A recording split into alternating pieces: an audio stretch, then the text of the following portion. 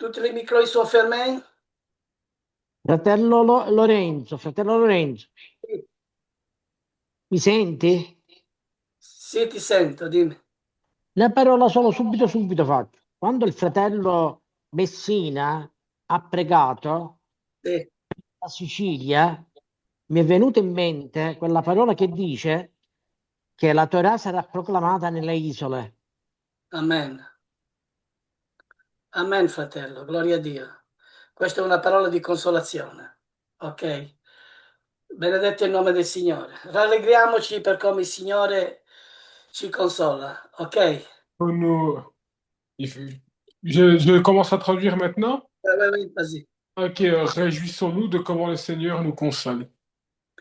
Allora, questa sera parleremo di un salmo, il Salmo 44. Ce soir, nous allons parler d'un psaume, le psaume 44. E in questo salmo ho dato un titolo Et à ce psaume, je lui ai donné un titre. e il titolo è Il grido del popolo, Et le titre, c'est Le cri du peuple. poiché proprio in questo salmo c'è tanta profondità. Parce que dans ce psaume en particulier, il y a beaucoup et tant de profondeur. Questo salmo non è un salmo di pentimento, Ce psaume, ce n'est pas un psaume de repentance.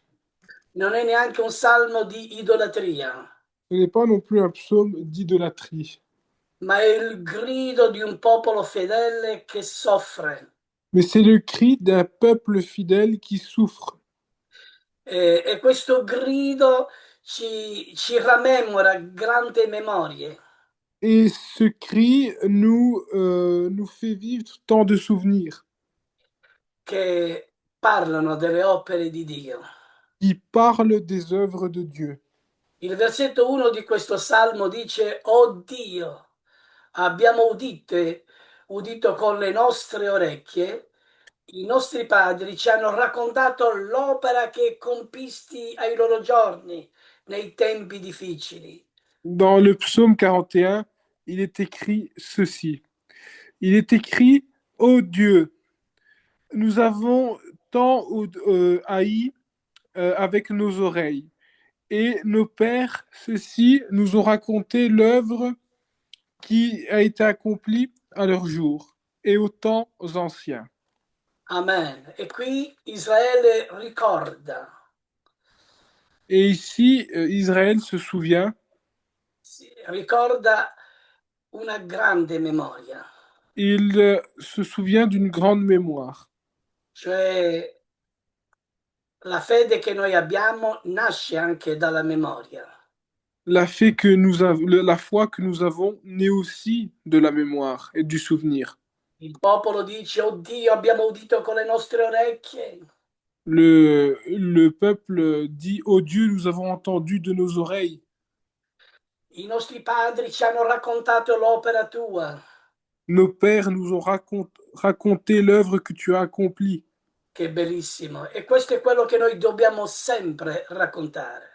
Et ça, c'est ce que nous devons toujours raconter. Il versetto 3 dice: "Non fu con la loro spada che conquistarono il paese."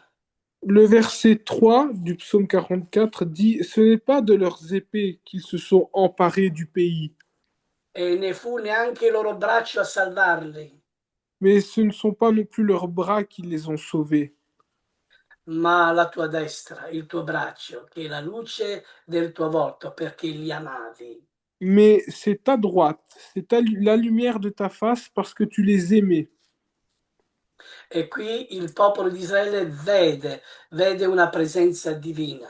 Et ici, le peuple d'Israël voit, elle voit une présence divine. Cioè come si manifesta e come guida il suo popolo. Comment il se manifeste et comment il conduit et guide son peuple. Poi all'improvviso tutto cambia, Et après, à l'improviste, tout change. c'è qualche cosa di straordinario.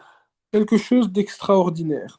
E quante volte leggendo questo salmo mi sono detto, Et plusieurs fois, quand j'ai lu ce psaume, je me suis dit, Ma come mai parli così e poi è tutto diverso? Mais comment ça se fait que tu parles comme cela et pourtant tout est différent? Allora dico sempre, Signore, aiutaci a capire la tua parola. Alors je dis souvent, Seigneur, aide-nous à comprendre ta parole. Signore, insegnami i tuoi misteri nascosti. Seigneur, enseigne-nous tes mystères cachés Poi perché cambia tutto all'improvviso? et pourquoi tout change à l'improviste. E il Salmo 9 dice, il versetto 9 dice, ma ora ci hai rigettati e coperti di vergogna. Mais le psaume 9 dit, mais maintenant tu nous repousses et tu nous couvres de honte. E non esci più con i nostri eserciti. Et tu ne sors plus avec nos armées. Cosa vuol dire questo? Que veut dire cela?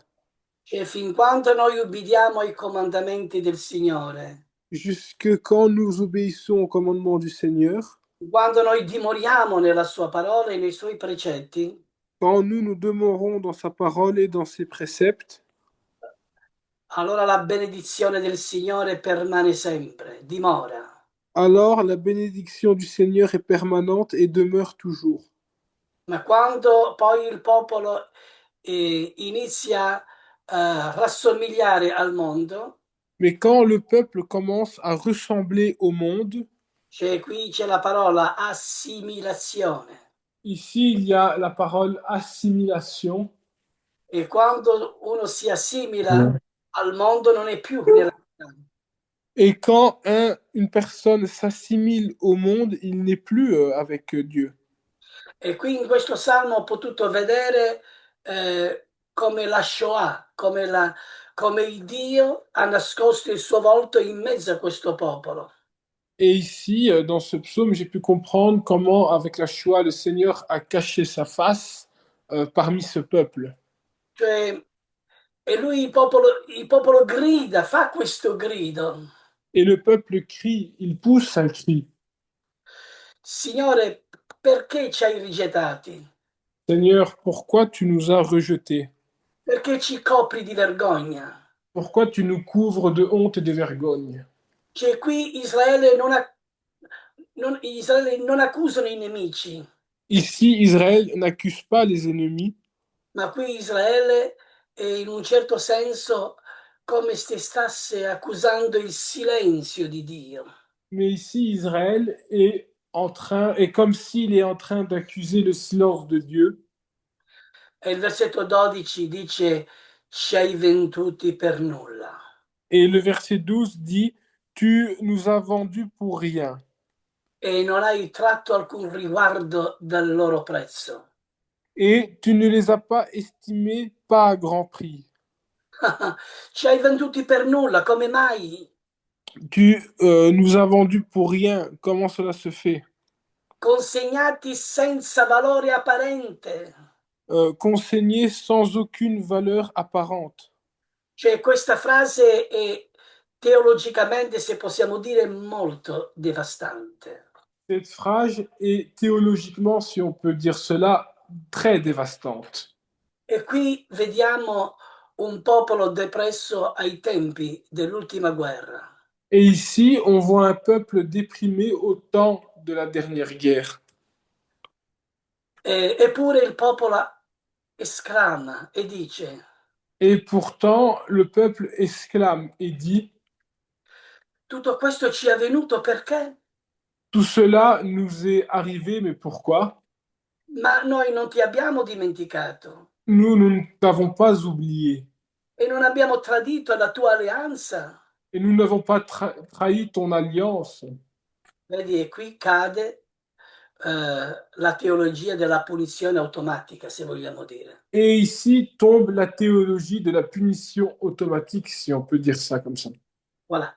Cioè, qui possiamo dire che Israele non ha abbandonato il Dio Ici, on peut dire que Israël n'a pas abandonné Dieu e neanche ha tradito la parola, la Torah. et n'a pas non plus trahi la parole, la Torah. E poi Israele esclama e dice: il nostro cuore non si è sviato. Et pourtant, Israël exclame, notre cœur ne s'est pas estompé, on va dire. Éloigné. Éloigné, ouais. E i nostri passi non si sono allontanati dal tuo sentiero. Et nos pas ne se sont pas éloignés de ton sentier. E qui possiamo vedere una fedeltà che è una fedeltà totale. Et si on peut voir une fidélité qui est une fidélité totale.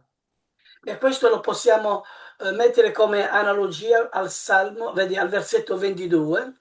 Et ici, on peut le mettre comme analogie au verset 22. Per amore tuo siamo messi a morte tutti i giorni. À cause de toi, de ton amour, nous avons été mis à mort tous les jours. Siamo considerati come pecore da macello.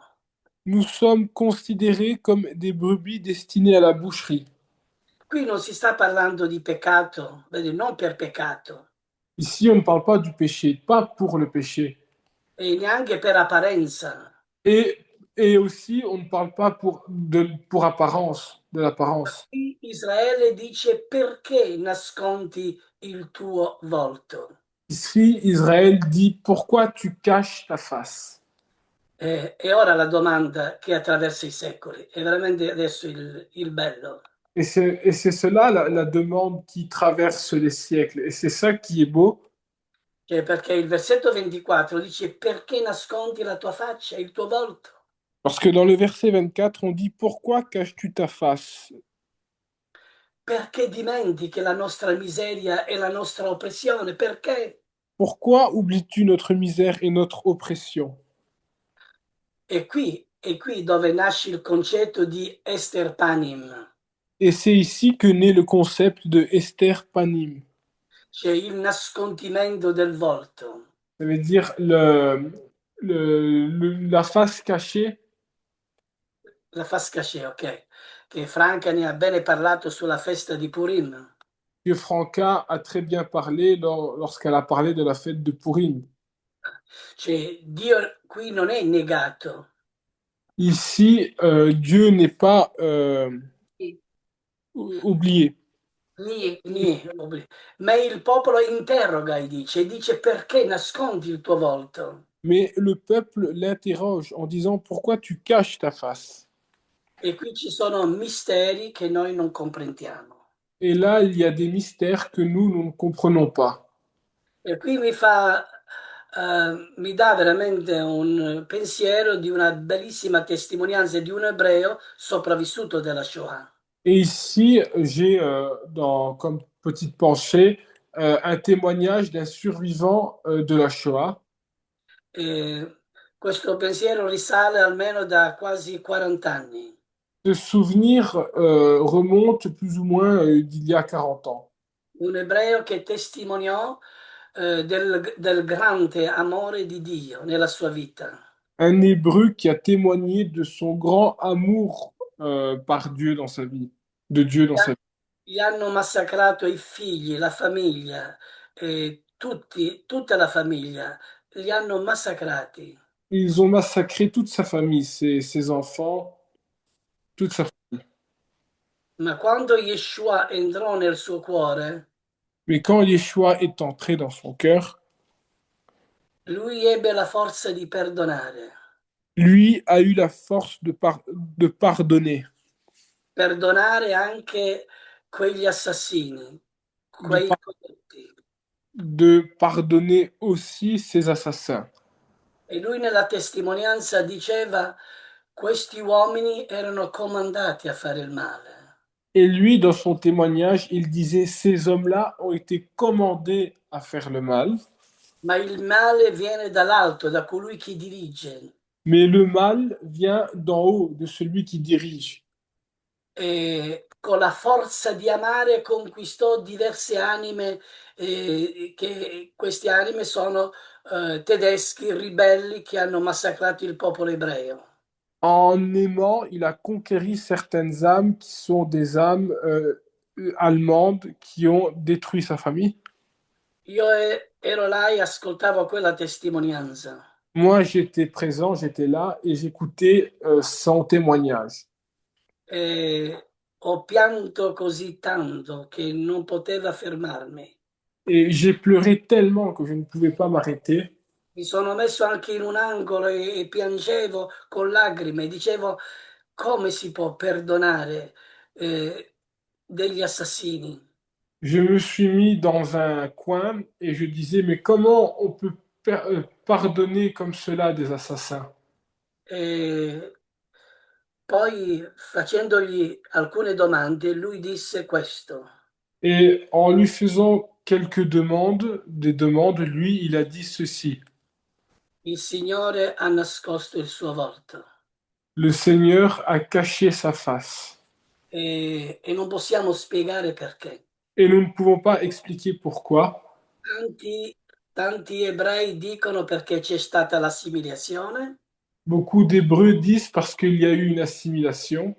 Ma molti ebrei che io ho conosciuto insieme a mia moglie, che abbiamo conosciuto nel mezzo degli ebrei, Mais beaucoup d'Hébreux que j'ai connus avec ma femme, que nous avons connus par le moyen des Hébreux, perché il nostro gruppo cantava proprio in quel luogo dove c'erano i sopravvissuti della Shoah. parce que notre groupe chantait vraiment dans ces lieux où il y avait les survivants de la Shoah.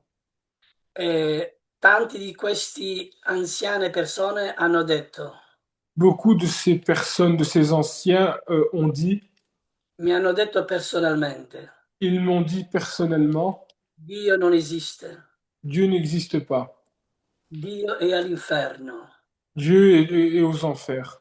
poiché se Dio esiste non poteva permettere quello che è successo. Parce que si Dieu existait, il ne pouvait pas permettre ce qui s'est passé. Questo è il lato opposto, dove Yeshua non dimora, dove la parola non dimora. Ça, c'est le côté opposé, là où Yeshua ne demeure pas, là où la parole ne demeure pas. In questo Salmo 44 io vedo la Shoah di dentro Et moi, dans ce psaume 44, je vois la Shoah à l'intérieur. e qui il testo assume una profondità tremenda. Et ici, le texte assume une profondeur tremblante. Uomini, donne, bambini deportati verso Auschwitz, Des hommes, des enfants des hommes, des femmes et des enfants déportés vers Auschwitz, nel campo della morte. dans le camp de la mort. Perché abbiamo letto, tu vendi il tuo popolo per niente, Parce que nous, on avait lu, toi, tu vends ton peuple pour rien. non lo stimi, non gli dai nessuna stima. Tu ne lui donnes aucune estime.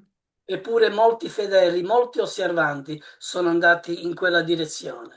Et pourtant, beaucoup de fidèles, beaucoup d'observateurs ont été vers cette direction.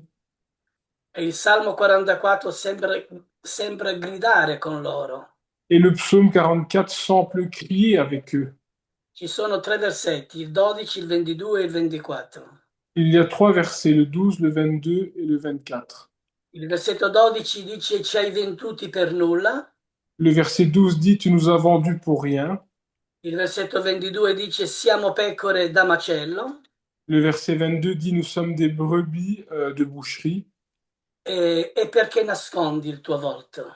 Et pourquoi tu caches ta face? Non è una spiegazione della Shoah qui, quando Ce n'est vedi.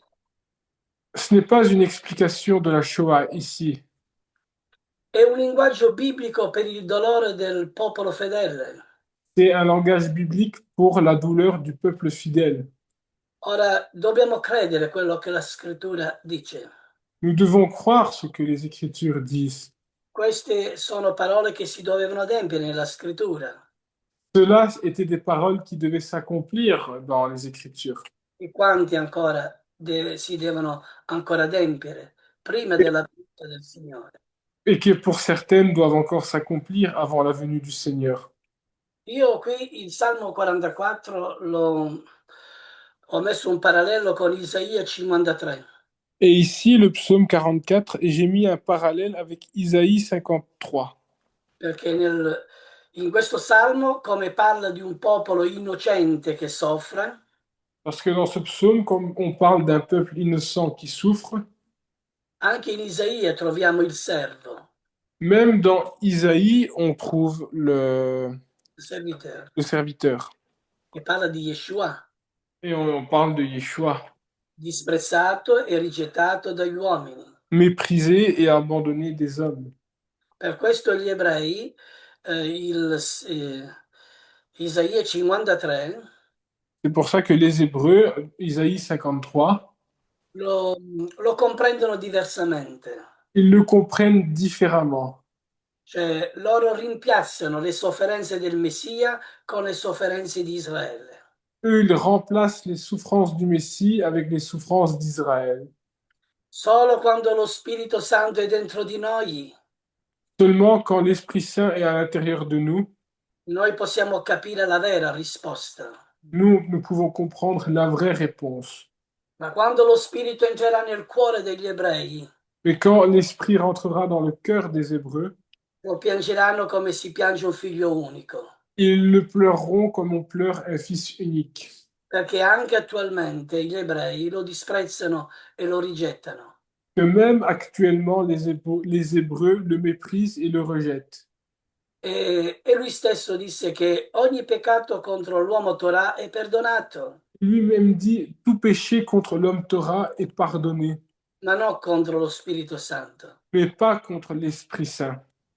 In Isaia troviamo nel versetto 7, nel capitolo 53, Et dans Isaïe, on trouve dans le verset 7, dans le chapitre 5, dans le verset 7, chapitre 53, è come un agnello condotto al macello. c'est comme un agneau qu'on conduit à la boucherie.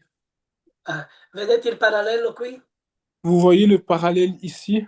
Anche Salmo 44, versetto 22 dice pecore da macello. Même dans le verset 44, dans le verset 2 du chapitre 44, on dit, Verset 22. verset 22, pardon, on dit des brebis de boucherie. Ok. E in Isaia dice agnello da macello, pecore da macello. Et dans Isaïe, on dit agneau de boucherie. Cioè agnello al macello è il Messia, e là è pecore da macello che è il popolo di Israele. Quand on dit agneau qui est conduit à la boucherie, on parle du Messie, mais quand on parle des brebis conduits à la boucherie, on parle du peuple d'Israël. Vedete, le sofferenze del Messia sono anche le sofferenze del popolo di Israele. Vous voyez que les souffrances du Messie sont aussi les souffrances du peuple d'Israël. E qui il Messia entra nella sofferenza del popolo. Et ici, le Messie entre dans la souffrance du peuple. Per questo la preghiera, la preghiera finale è proprio quella, nel versetto 26, C'est pour ça que la prière finale, elle est vraiment celle-ci. Euh, quella, la- quella che il Signore ascolta, Quoi? quella che il Signore ascolta. Ah, celle que le Seigneur écoute. Allora il Salmo 26, il versetto 26 dice, sorgi nostro aiuto. Le verset 26 dit, lève-toi pour notre aide, pour notre secours, Alleluia. E riscattaci per la tua bontà. et délivre-nous du mal pour ta bonté, à cause de ta bonté. Alleluia. E qui possiamo sempre analizzare che c'è una grande memoria delle opere di Dio in questo Salmo. Et ici, on peut aussi analyser qu'il y a un grand souvenir et une grande mémoire des œuvres de Dieu dans ce psaume. Allora, il Salmo inizia ricordando le vittorie del passato, Le psaume commence en se souvenant des victoires du passé, cioè non con la loro spada conquistarono il paese, ma con la sua destra. pas avec leur épée qui ont conquéri le pays, mais avec la droite de Dieu, Perché Israele sa che la sua esistenza è soprannaturale, parce que Israël sait que son existence est surnaturelle, perché questo popolo non è nato dalla forza militare. parce que ce peuple n'est pas né de la force militaire. E questo crea il contrasto drammatico. Et ici, il crée le contraste dramatique. Se Dio ha fatto questo, Si Dieu a fait cela, perché ora tace è in silenzio? pourquoi aujourd'hui il se tait, il est sous silence? E il versetto dice, tu non esci più con i nostri eserciti, Et le verset dit, tu ne sors plus avec nos armées, ci hai resi obbrobrio fra le nazioni, tu nous as rendus aveugles parmi les nations. tu venti il tuo popolo per nulla. Toi, tu vends ton peuple pour rien. E qui troviamo parole che durante la Shoah hanno avuto un eco tremendo. Et ici, on trouve des paroles que durant la Shoah ont eu un écho tremblant. un popolo consegnato, Un peuple qui a été consigné, che è stato diviso tra le nazioni, qui a été divisé parmi les nations, un popolo che è di stato disperso un peuple qui a été dispersé e anche abbandonato. et aussi abandonné. Ma il punto sconvolgente è che il testo attribuisce tutto a Dio. Mais le point qui est vraiment assez hasardeux, c'est que tout est renvoyé à Dieu. Tu ci hai venduti. Toi, tu nous as vendus. E qui il popolo è ferito. È Et, una ici- ferita. Perché ci hai venduti? et ici, le peuple est blessé d'une blessure. Pourquoi tu nous as vendus? C'è una risposta. Il y a une réponse. Io la penso così perché il Signore mi guida in questa direzione. Moi, je pense comme cela, c'est mes pensées, parce que je pense que le Seigneur me conduit dans cette direction. E devo dire che questo è un insegnamento che viene direttamente da me stesso, che ho vissuto testimonianze viventi. Je tiens à préciser que ce témoignage vient directement de moi-même on va dire, des témoignages que j'ai écoutés. Perché sono stati veramente feriti e delusi. Parce qu'ils ont vraiment été déçus et blessés. Però aspettano che la speranza arriva. Mais pourtant, ils attendent que l'espérance arrive. Vedi, loro dicono non ti abbiamo dimenticato, il nostro cuore non si è sviato. Et eux, ils disent, nous ne t'avons pas oublié, notre cœur ne t'a pas dévié. Vedi, non è, cioè il Salmo non presenta un giudizio che ha fatto idolatria, Le psaume ne présente pas un jugement qui est fait d'idolâtrie, ma presenta una sofferenza senza spiegazioni profonde. mais on explique une souffrance sans explication profonde. Ma c'è un grido che è il grido finale, Mais il y a un cri qui est le cri final, il versetto 24-27. le verset 24 et 27. Svegliati, Signore, perché dormi? Réveille-toi, Seigneur, pourquoi dors-tu? Perché nascondi il tuo volto? Pourquoi caches-tu ta face? Vedi, per questo c'è una bellissima benedizione in Numeri capitolo 6, versetto 23. Et là, il y a une très belle bénédiction dans Nombre, chapitre 7, verset 23. Capitolo 6, versetto 23, Chapitre 6, pardon, verset 23. dove dice gira il tuo volto Où on dit tourne ta face e dacci la tua pace. et donne-nous ta paix. Ora, quando dice gira il tuo volto, Alors, quand on dit tourne ta face, cioè gira il tuo occhio su di noi, tourne ton œil sur nous, c'è una lettera in ebraico che è la lettera Hain, il y a une lettre en hébreu qui est la lettre Haïn e che è l'ultima lettera del nome di Yeshua.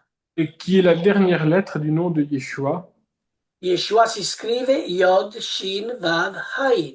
Yeshua s'écrit Yod, Shin, Vav, Haïn. E Hain vuol dire l'occhio di Dio. Et Haïn veut dire l'œil de Dieu. Hain, lo sguardo di Dio. Haïn, le regard de Dieu. Cioè, questo nome vuol dire lo sguardo di Dio in colui che è stato disprezzato e inchiodato alla croce. Ça veut dire le regard de Dieu en celui qui a été percé et crucifié sur la croix. Perché Yod è la mano, Que Yod, c'est la main. Shin è disprezzato, Shin, est percé. disprezzato è Méprisé. méprisé. Ah, méprisé, pardon. Méprisé. Vav, il chiodo, Vav, c'est le clou. e Hain vuol dire l'occhio di Dio, lo sguardo di Dio. Et Haïn veut dire l'œil de Dieu, le regard de Dieu. Per questo gli ebrei l'hanno chiamato Yeshu, C'est pour ça que les Hébreux l'ont appelé Yeshu. e Yeshu è il sinonimo di Gesù, Et Yeshu, c'est le synonyme de Jésus. ma però anche che lo chiami Gesù, Dio ti ascolta, Et même si tu l'appelles Jésus, Dieu t'écoute. perché è un insulto. Parce que c'est une insulte. Yeshu o Gesù vuol dire che il suo nome sia cancellato in ebraico. Jésus veut dire que son nom soit effacé en hébreu. Manca la lettera Hain. Il manque le regard la lettre Haïn, pardon. Quando l'angelo Gabriele è apparso a Maria, Quand l'ange Gabriel a fait peur à Marie, ha pa- est apparu, pardon, à Marie, quando è apparsa a Maria non gli ha parlato in greco o in latino, gli ha parlato in ebraico. quand cet ange est apparu à Marie, il ne lui a pas parlé en hébreu ou en latin, mais il lui a pas parlé en grec ou en latin, mais il lui a parlé en hébreu. E gli ha detto il nome del bambino sarà Yeshua. Et tu lui donneras comme nom à cet enfant Yeshua. Allora, i messianici di Mishpachah, Alors, messianique de Mishpara, abituatevi a dire Yeshua HaMashiach, habituez-vous à dire Yeshua à Mashiach, poiché la salvezza risiede per coloro che conoscono il nome. parce que le salut viendra à ceux qui connaissent le nom. Io parlo di quella salvezza della prima risurrezione, Moi, je parle du salut de la première résurrection, quelli che sono in Yeshua HaMashiach. de ceux qui sont en Yeshua à Mashiach. Come dice il Salmo 91, quelli che hanno il mio nome. Comme dit le psaume 121, ceux qui ont mon nom. Salmo 91. Ah, psaume 91. Il Salmo 91, leggetelo in fondo, lo dice ben chiaro. Et le psaume 91, lisez-le jusqu'au bout en profondeur parce qu'ils le disent clairement. E anche lo dice anche in Proverbi. Qual è il suo nome, il nome del suo figlio? Il le dit aussi dans Proverbe, quel est son nom et le nom de son fils. Per questo io voglio dire ancora oggi a tutti, svegliamoci, Parce que moi, je veux dire aussi encore aujourd'hui à tous, réveillons-nous, perché dormiamo, parce que nous dormons. perché cerchiamo di nascondere il suo volto. Pourquoi nous cherchons à cacher sa face? Quel volto porta un nome Cette face porte un nom. e quel nome è Yeshua HaMashiach. Et ce nom, c'est Yeshua Mashiach. Alleluia. Che il Dio di Israele ci benedica. Alléluia, et que le Dieu d'Israël nous bénisse. Io mi fermo là perché sono le 9 e poi se ci sono delle domande da fare, io sono qua per ascoltarvi. Moi, Amen. je m'arrête ici parce qu'il est 9 heures et s'il y a des demandes, des questions que vous voulez faire, ben, je vous écoute. Allora cerchiamo di essere molto più seri nel rispettare la parola e i comandamenti di Dio. Cherchons à être très sérieux lorsque nous voulons respecter les commandements et la parole de Dieu. Vedete, nel mondo c'è confusione, Dans le monde, il y a de la confusion. e c'è anche confusione in tutte le denominazioni. Il y a aussi de la confusion dans toutes les dénominations. Ma nel nome del Signore, nel vero nome, non c'è confusione, c'è salvezza.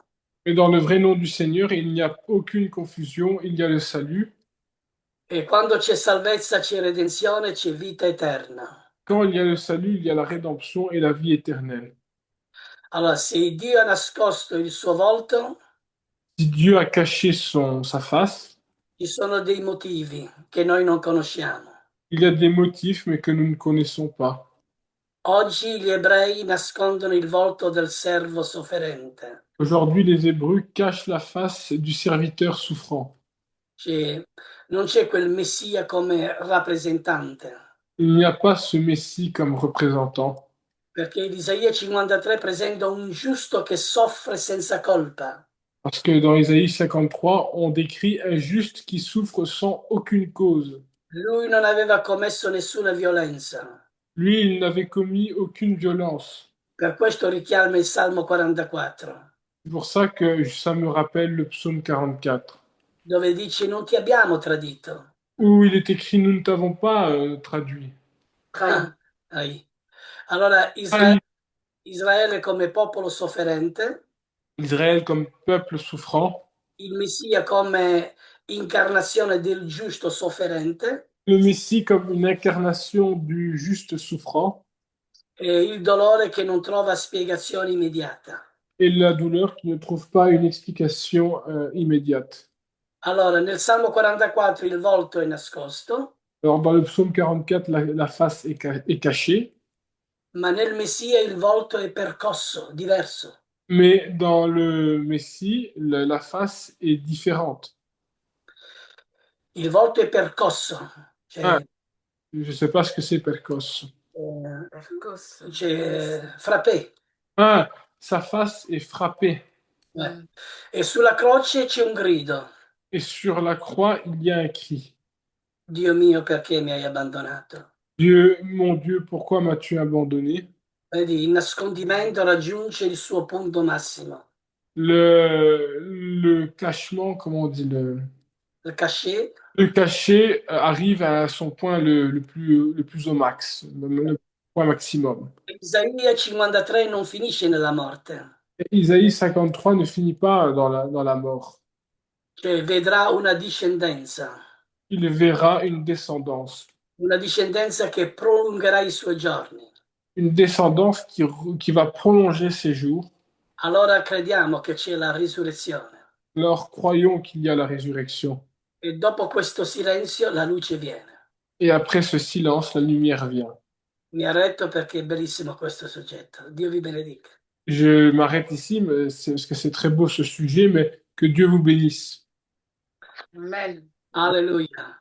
Alléluia. Amen, amen.